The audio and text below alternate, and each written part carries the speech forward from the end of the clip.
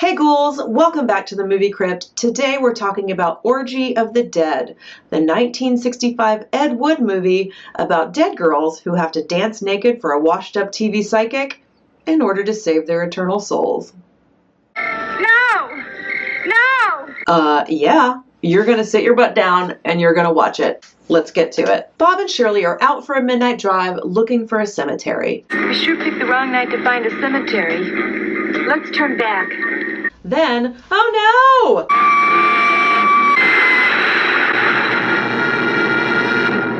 no! They get in an accident. I mean, I didn't see that coming. Meanwhile, the creatures in the cemetery are waking up, including the Emperor, who is wowing us with an epic monologue. For years I have told the almost unbelievable, related the unreal, and showed it to be more than a fact. Really? Have you now? We're dealing with an expert here, ghouls. Now I tell a tale of the threshold people, so astounding that some of you may faint. Huh. I feel like I've heard this speech before. Now I tell you a tale of the threshold people, so astounding that some of you may faint. This isn't Night of the Ghouls, this is Orgy of the Dead, and in this movie, the Amazing Criswell plays the Emperor, and dead girls must dance naked in front of him for a chance to save their immortal soul. If I am not pleased by tonight's entertainment, I shall banish their souls to everlasting damnation. Seriously, like, no pressure, right? Bob and Shirley wake up and accidentally stumble into the cemetery, and we are treated to even more sweet, sweet voiceover. Every shadow, a beckoning invitation to disaster. And then Bob and Shirley are captured by the Mummy and the Wolfman, who we didn't even know were in this movie until right this second. Live ones where only the dead should be? Tie them that they may watch. Tie them up, make them watch. Worst ways to go, right? Finally, it's time to bring out the dancing girls. All right, let's get it started.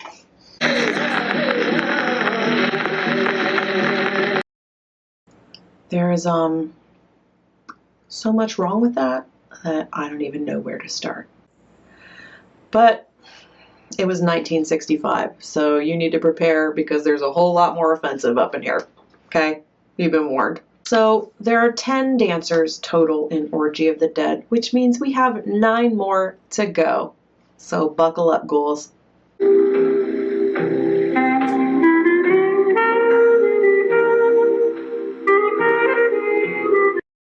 Boy, if you think clarinet music is sexy, then this is the movie for you. And dancing with plastic skeletons, which, honestly, I'm 100% behind that. Carry on, ladies.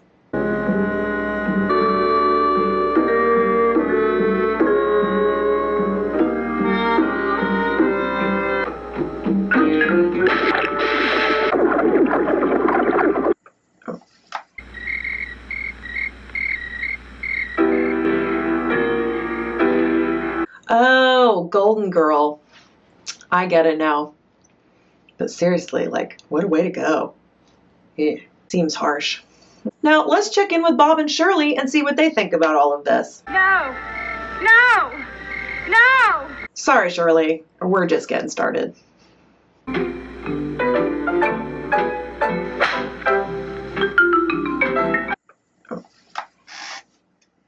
A pussycat is born to be whipped. Well, that explains it.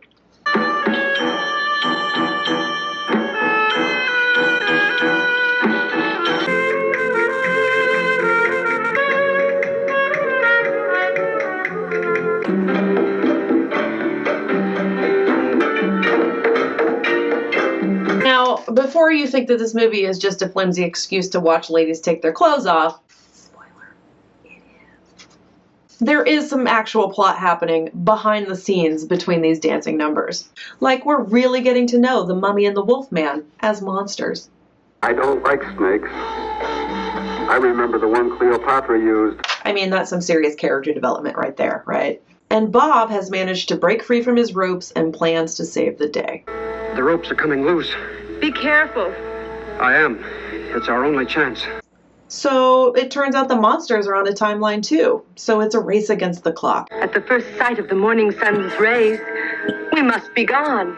And I don't know about you ghouls, but I am on the edge of my seat, wondering what's gonna happen. So much plot. So much good plot. But first, let's bring out some more dancing girls.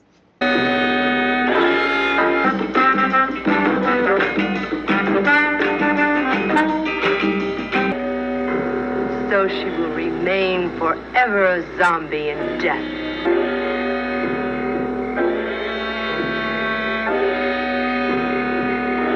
I'm just going to stop right there because that poor zombie girl's dance moves don't get any better.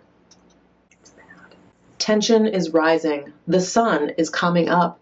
What is going to happen to Bob and Shirley? What? What can we do against them? I don't know yet. We'll just have to watch our chance. When it comes, I'll know what to do. Will Bob and Shirley make it out alive? Another dancer or two, and we'll find out.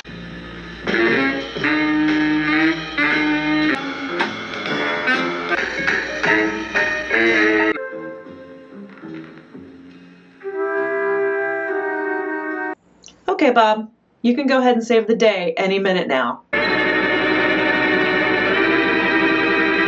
Seriously, some dead lady has pulled a knife on your girlfriend. Now or never. Well, holy crap, Bob finally made his move, and it sucked. But wait, what's that? The sun!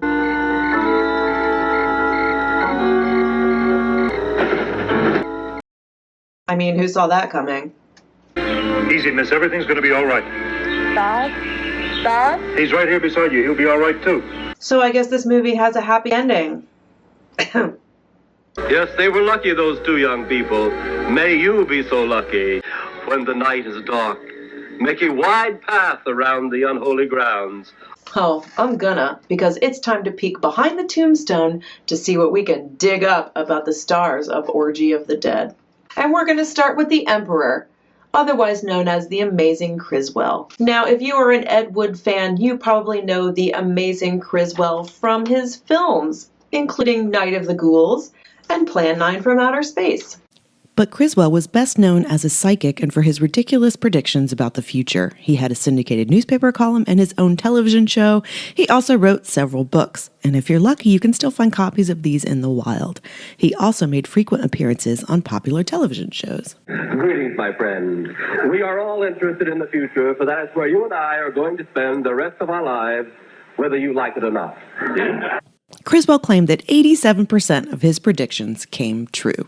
As I predicted in 1976, people will no longer be buried due to a shortage of land. In fact, there will practically be no more land left anywhere. And I predict that these people will be cremated. Huh. You know what? I'm totally going to give him that one. Go Criswell. Now let's talk about Shirley. Her name in real life is Pat Berringer, although she sometimes went by Pat Berringer. She was a burlesque dancer who appeared in several nudie cuties and sexploitation films in the 1960s, including Agony of Love and Mondo, Topless. And if you're thinking if she's a dancer, why didn't she dance in Orgy of the Dead? Well, she did. She was the golden girl. Unfortunately, Pat had some of her own love agony in real life. In 1960, her boyfriend was arrested for murder because he was the serial killer Melvin Rees, which is very sad and tragic for everyone involved. So this movie was written by Ed Wood, but he did not direct it. He actually held the cue cards. Badly, because apparently he was so drunk he could barely hold them up. Allegedly. But the acting is so good you can't even tell. The ghouls reborn from the innermost depths of the world. You can definitely tell Ed Wood wrote it, though. Anyway, the actual director was Stephen Apostolof, credited as A.C. Stephen, and he was known for a certain kind of movie. Ahem. Orgy of the Dead is what is called a nudie cutie. These were movies in the 1950s and 60s that were basically softcore porn, and they played in adult theaters. So they feature clips of burlesque dancers or light nudity, and they're made into a movie by being sandwiched in between clips that give them some sort of flimsy storyline. This is a story of those in the twilight time, once human, now monsters, in a void between the living and the dead. Very, very flimsy. This one is special because it was written by Ed Wood and it has a monster storyline. Monsters and babes. Let's do this, right? Alright, ghouls, that's it for today. I will see you next time in the movie crypt. No? No? Cabbage Patch? Okay. Raise the roof? Raise the roof?